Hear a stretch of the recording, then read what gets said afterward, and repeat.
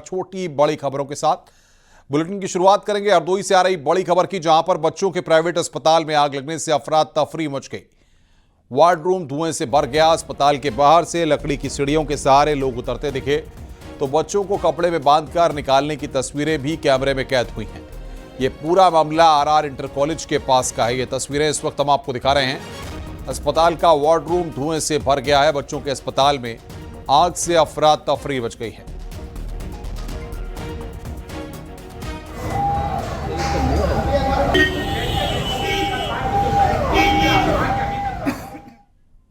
बड़ी fire tender वाली गाड़ी आई थी और हम लोगों ने जल्दी से आग पर काबू पा लिया। हॉस्पिटल में आग लगने के कारणों का भी क्या सर कैसे जांच की जाएगी, किस तरीके से टीम गठित की जाएगी? अब अभी तो हम और एसडीएम सदर आए हैं, डॉक्टरों की टीम को भी बुला लिया गया है, संबंधित विभाग के जेई और भी अन्य अधिकारियों को बुलाया गया है और इसमें जांच के अनुसार कितने बच्चे थे सर? 18 की सूचना मिल रही है। अभी हम लोग रजिस्टर को चेक कर रहे हैं, एग्जैक्ट संख्या हम थोड़ी देर में अवगत कराएंगे। तो सीढ़ी लगाकर उतारे गए हैं मरीज और तीमारदार। ये तस्वीर इस वक्त हम आपको दिखा रहे हैं। आप देख सकते हैं किस तरीके से अस्पताल के वार्डरूम में धुआं भर गया था और उसके बाद वहां पर आग से हड़कंप मच गया।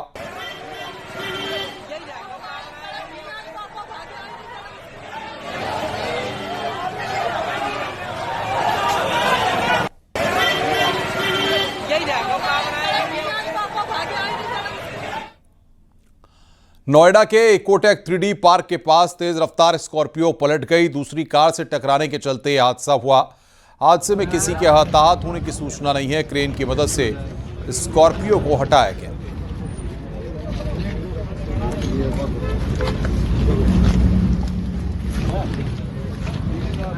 तो यह तस्वीर आपको दिखा रहे हैं। तेज रफ्तार स्कॉर्पियो कार पलटी, उसकी तस्वीर आप यहां पर देख रहे हैं। दूसरी कार से टकराने के चलते यह हादसा यहां पर हुआ है।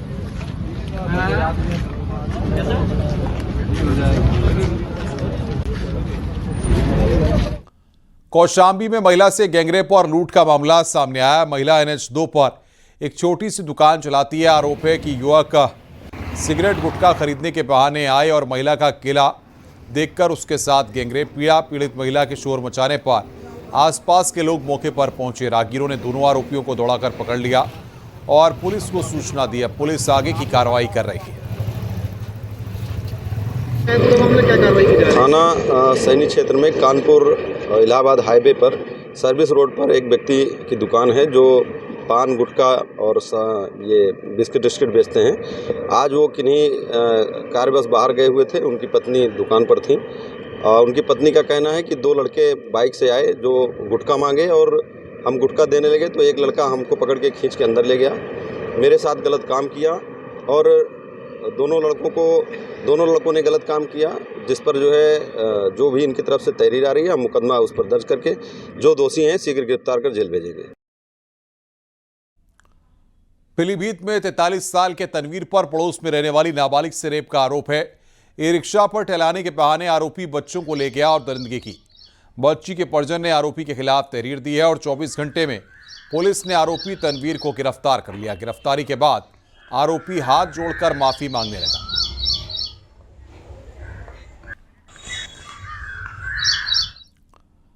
नोएडा से खबर है, अवैध निर्माण पर बुलडोजर चला है। डूब क्षेत्र में अवैध कब्जा किया गया था। 2000 वर्ग मीटर जमीन कब्जा मुक्त कराई गई। सिंचाई विभाग और नोएडा अथॉरिटी का एक्शन है।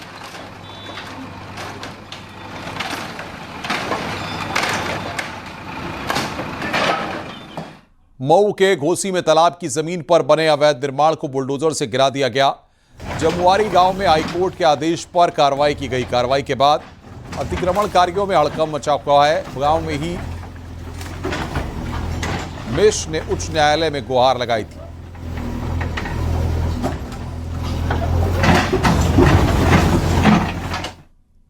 सीतापुर में नजूल की जमीन से अवैध कब्जे को हटाया गया। कब्जा मुक्त जमीन की कीमत करीब 5 करोड़ रुपए बताई जा रही है। सरकारी जमीन पर कब्जा करने के बाद अवैध तरीके से मोबाइल टावर लगवाकर कंपनी से अवैध वसूली की जा रही थी। बुलडोजर की कार्रवाई का महिलाओं ने विरोध किया है, लेकिन तहसीलदार ने किसी की नहीं सुनी और कार्रवाई जारी रही। मामला बैजनाथ कॉलोनी का। कॉलोनी है जो कि बहुत इम्पोर्टेंट एरिया है। यहाँ की ज़मीनें बहुत महंगी हैं। तो यहाँ पे नजूल है जिस पे कई वर्षों से लोगों ने अवैध कब्जा कर रखा था। तो आज उसी को हटाने का कार्य किया जा रहा है।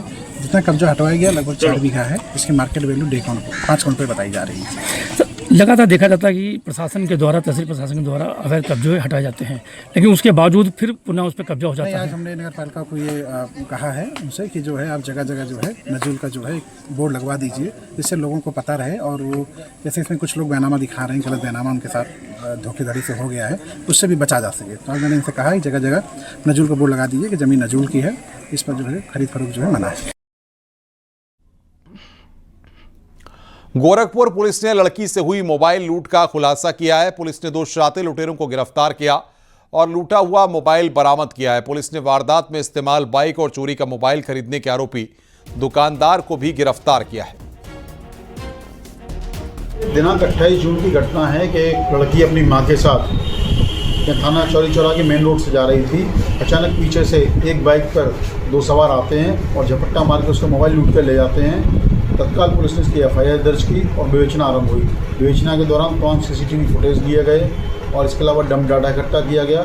धीरे धीरे कुछ मुखबिरों से भी बातचीत हुई, उसके आधार पर 2 लड़के इसमें प्रकाश में आए। इन दोनों लड़कों को पुलिस ने गिरफ्तार कर लिया गया है और पुलिस द्वारा उनकी निशानदेही से, उनके कब्जे से एक मोबाइल फ़ोन भी बरामद किया है। खबर एटा से है। बच्ची से रेप के दोषी को कोर्ट ने 30 साल की सजा सुनाई है और साथ ही 1 लाख रुपए का जुर्माना लगाया गया है। मामला साल 2018 का है। आरोपी अमन ने 8 साल की बच्ची से दरिंदगी की थी। जांच अधिकारियों ने आरोपी के खिलाफ चार्जशीट दाखिल की थी। शासकीय अधिवक्ता प्रदीप गुप्ता के अनुसार विशेष अदालत में दोनों पक्षों की दलीलें और गवाही के बाद यह फैसला सुनाया गया।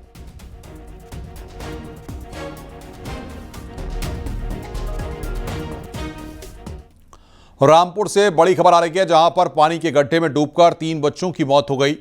बच्चे पानी से भरे गड्ढे में नहा रहे थे, जिस दौरान हादसा हुआ है। पुलिस ने तीनों शवों को पोस्टमार्टम के लिए भेज दिया। थाना बिलासपुर के कोटा जाकिर की घटना है।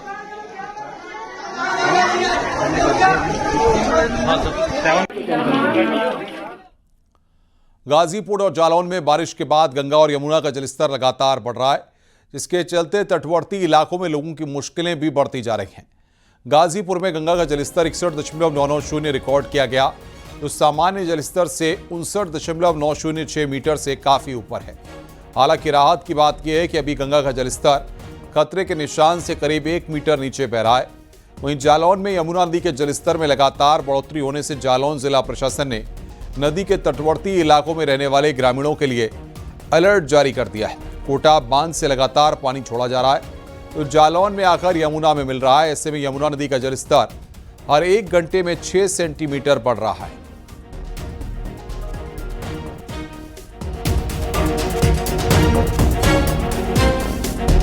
उत्तराखंड के पहाड़ों में हो रही लगातार बारिश और बांधों से पानी छोड़े जाने से संगम में गंगा और यमुना नदियां उफान पर हैं। गंगा और यमुना दोनों नदियों का जलस्तर तेजी से बढ़ रहा है। गंगा और यमुना नदियों ने बड़े हनुमान जी का अभिषेक कराया था।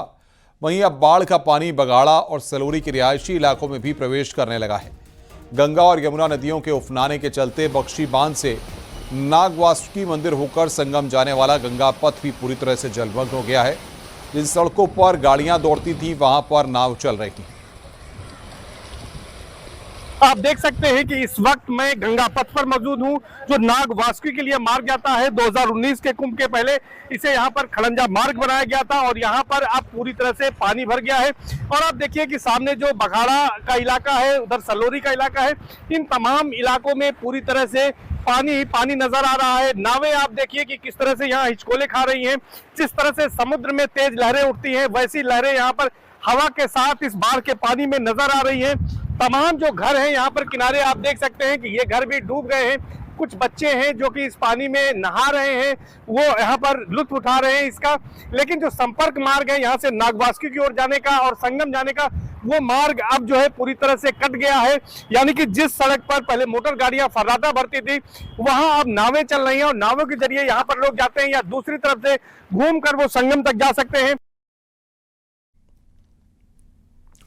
सहारनपुर में भारी बारिश के कारण नदियां उफान पर हैं, जिसके चलते जान जोखिम में डालकर स्कूली बच्चे और ग्रामीण नदी पार करने के लिए मजबूर हैं। कई बार ग्रामीणों ने प्रशासनिक अधिकारियों से पुल बनाने की मांग की। वायरल वीडियो गांव रसूलपुर मझाड़ी मार्ग पर पड़ने वाली नदी का बताया जा रहा है।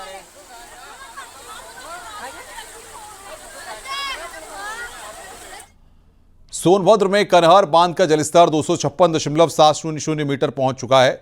इसके चलते बांध के 16 गेट में से 6 गेट खोलकर 1800 क्यूसेक पानी छोड़ा गया। बांध में 260 मीटर तक ही पानी को रोका जाएगा। बता दें कि झारखंड और छत्तीसगढ़ में बारिश होने की वजह से कनहर बांध का जलस्तर में बढ़ोतरी हो रही है।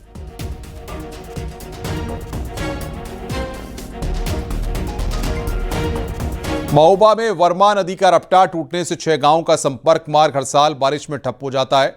इसके चलते 6 गांवों के लोगों ने जल सत्याग्रह किया। ग्रामीणों का कहना है कि 31 साल से रपटा की कोई मरम्मत नहीं हुई है। जल सत्याग्रह के जरिए अब ग्रामीणों ने पुल निर्माण की मांग उठाई है।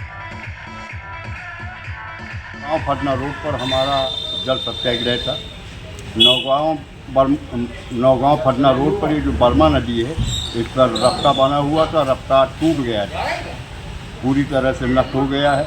तो उसके पुल बनवाने के लिए आज हमने जल सत्याग्रह किया है। बर्मा नदी में जल सत्याग्रह किया है। अगर जल्द मांगे पूरी नहीं हुई क्योंकि कलेक्ट्रेट का घेराव, चक्का जाम, आमरण अनशन ये सब करेंगे। बलिया में गंगा के जलस्तर बढ़ने से गंगा के किनारे के खेतों में भारी कटान हो रहा है। इसके चलते किसानों के कई एकड़ फसल बर्बाद हो गई। भारी कटान की सूचना पर बाढ़खंड के अधिकारी मौके पर पहुंचकर नुकसान का जायजा लिया। गांव के गंगा किनारे के गांव में हो रहे कटान का वीडियो भी सामने आया है। कतना तेजी से कटाव शुरू बा। अभी अपनी के जहां खड़ा बनी जा देख ली, ई दामोदरपुर से चक्की नौरंगा जौन बा, चक्की नौरंगा से बड़का नौरंगा फेकू बाबा के मंदिर तक ई जौन है राह रहली है, इहो गंगा जी फसावे लगली।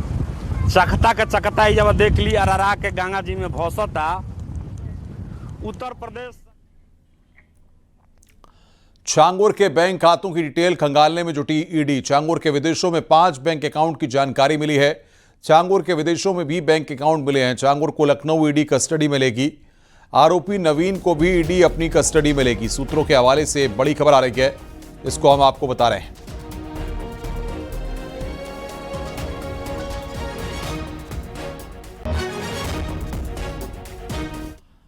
छांगुर उर्फ जलालुद्दीन के 27 लोगों को धमकियां मिल रही हैं। बलरामपुर के उतरौला कोतवाली में एक मामला दर्ज किया गया है। 3 लोगों को इसमें नामजद किया गया है।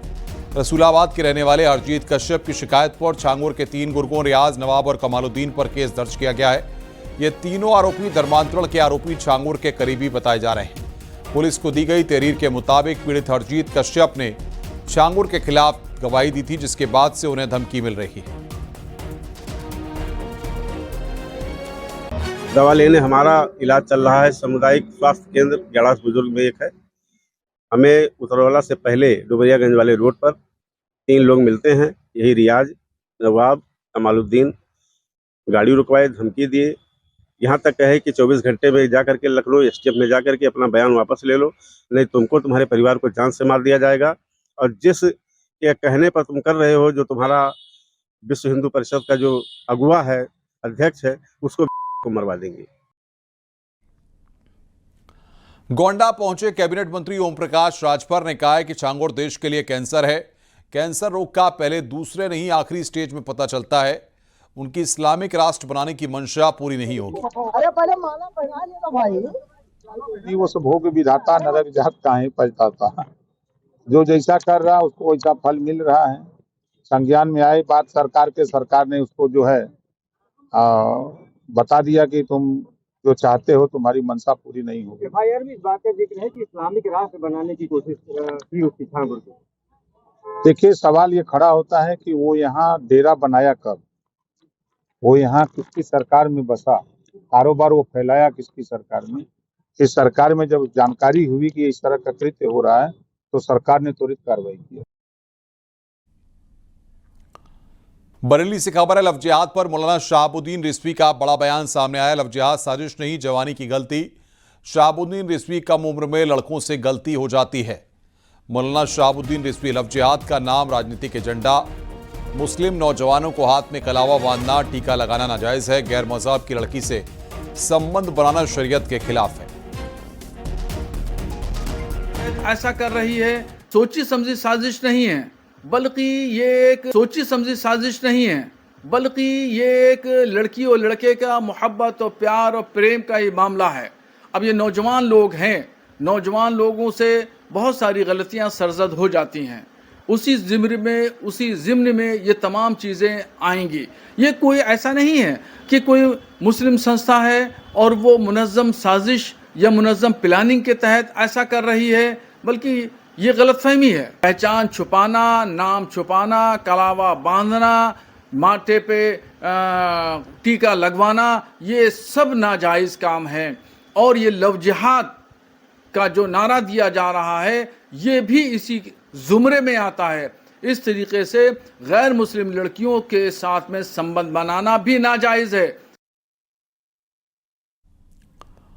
लखनऊ में मुख्यमंत्री योगी से पर्वतीय महापरिषद प्रतिनिधिमंडल ने मुलाकात की है। आज उत्तराखंड के लोक पर्व हलेला के शुभ अवसर पर पर्वतीय महापरिषद लखनऊ के अध्यक्ष गणेश जोशी के नेतृत्व में परिषद के सदस्यों ने मुख्यमंत्री आवास पर मुख्यमंत्री योगी आदित्यनाथ से शिष्टाचार भेंट की और हरेला भेंट किया।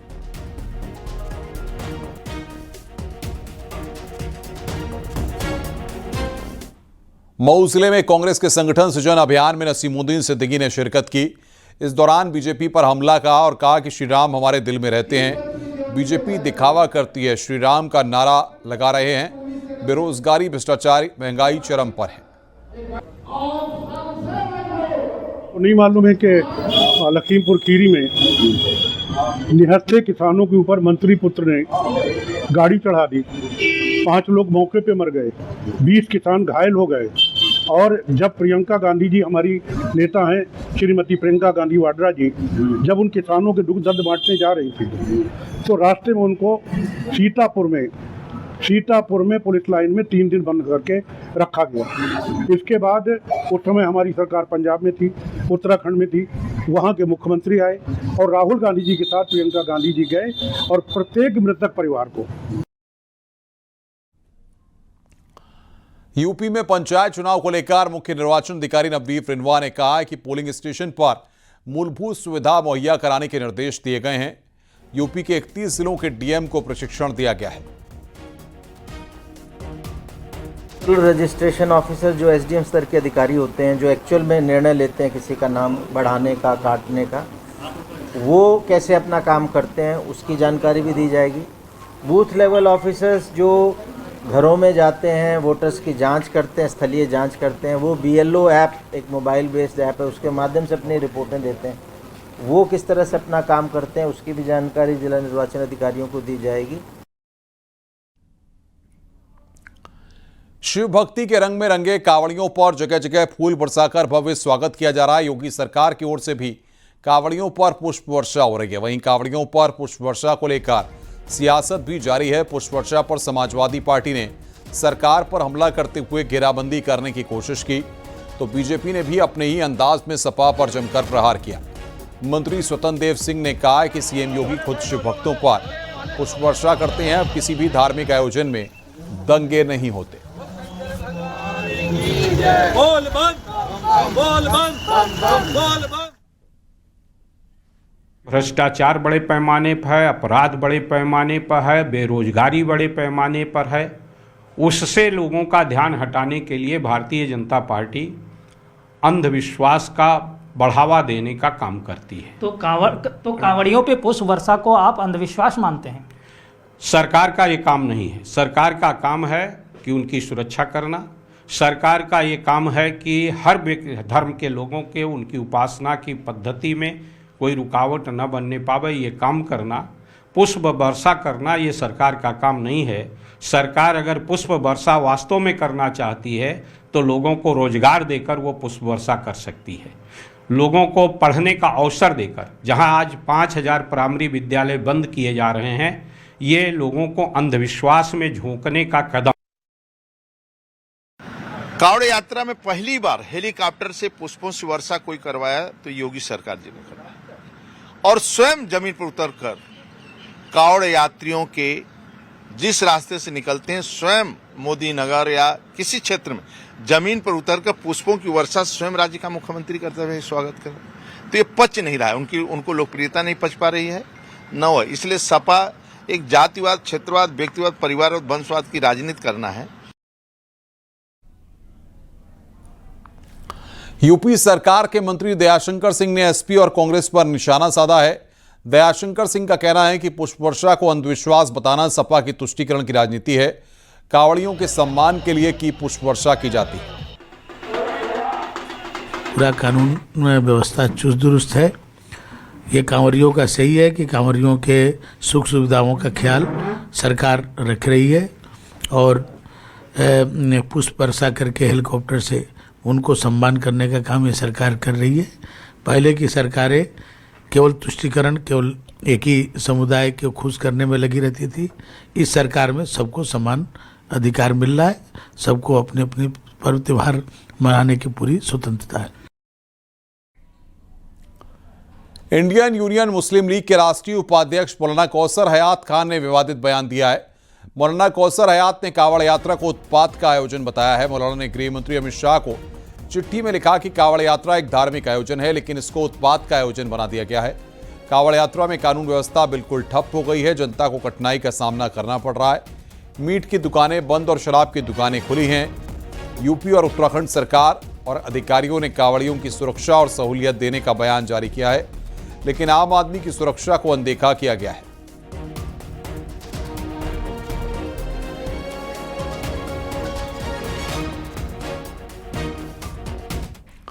मुजफ्फरनगर में इन दिनों कावड़ यात्रा अपने चरम पर है। कई कावड़िया हरिद्वार से अपनी घर की ओर रुख कर रहे हैं, लेकिन इन कावड़ियों में से एक 10 साल का बच्चा कृष्णा भी शामिल है, जो दंडवत कावड़ यात्रा कर रहा है। कृष्णा ने 2 साल पहले बड़े भाई शिवम के कैंसर से पीड़ित होने पर भगवान शिव से मन्नत मांगी थी। प्रण किया था कि अगर भाई ठीक हो जाएगा तो दंडवत परिक्रमा करेगा। बाकी परिवार के लोग भी शिवम के साथ पैदल चलकर कांवड़ यात्रा कर रहे हैं। रोजाना 10 किलोमीटर का सफर तय करते हैं। हरिद्वार से जल ढाई था, शामली जा रहे हैं। आपने किस तरह कावड़ लेके आ रहे हैं, किस तरह कावड़ लेके आ रहे हो, क्यों लाए हैं इस कावड़ को? इस कावड़ को हम अपने भाई की वजह से लाए हैं। बड़ी यात्रा है। मेरा भाई का कैंसर था, हमने वॉलेशन कहा था कैंसर हट जाएगा, मेरा भाई का कैंसर हटेगा। ये वजह में कुछ नहीं है। मेरा भाई ठीक है, मैं ऐसे चल रहा। किस तरह ला रहे हैं आप कावड़ को? लौट के। कोई परेशानी हो रही? किसी तरह की परेशानी? रोज कितना चलते हो? 10 मीटर। खबर मुजफ्फरनगर से है। हरिद्वार से गंगाजल लेकर आने वाले कावड़ियों की संख्या बढ़ती जा रही है। NH 58 पर तैनात पुलिस शानदार तरीके से ट्रैफिक कंट्रोल कर रही है। कावड़ यात्रा सकुशल संपन्न कराने में पुलिस अपना अहम योगदान दे रही है।